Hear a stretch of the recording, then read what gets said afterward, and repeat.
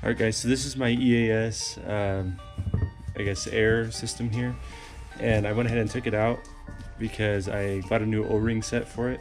So I just numbered all these here with some tape so I can put them back in the same spots, as well as I took pictures of it so I know where everything goes, and come back to you when it's more apart. Alright guys, so it's pretty far taken apart here. And so each of these came out with the 2 screws, and then we make sure we label them as I showed before, and then we set them out here. Or I guess these are the plungers that were on the block itself after you take these covers off, and then these come out with these flathead screws here on each corner, and then you have to take each one apart individually with these Phillips screws and replace one O-ring inside that's on the plunger here. And then after you do that, make sure you get the lid orientation the same way, and then we need to put them back on the same way we took them off.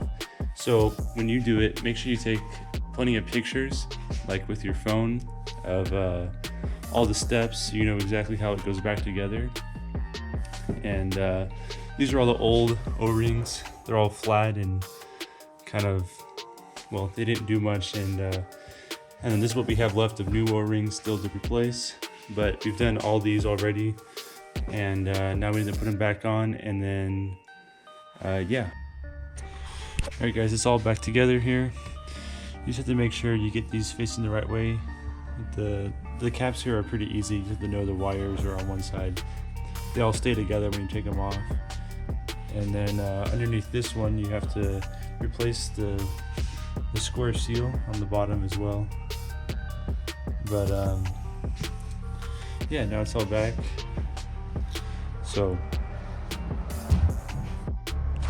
alright guys, so the air block here is back inside. And then on all these here, we just took some sandpaper and sanded them down. They were kind of rough at first, but now they're a lot smoother, so they won't cut into the new O-rings inside. And then we put the compressor back in, and now we just need to put all the lines back into all the corresponding holes, and that's it. All they do is just push it and snap into place. Alright guys, so after I got everything hooked back up, turned it on, and now I'm running it. You can see here it's raising into the standard height, and basically you just have to let it run until it gets up to that height, and then you can turn it off, and then that's it, you're all done. It should only take maybe 10 or 15 minutes.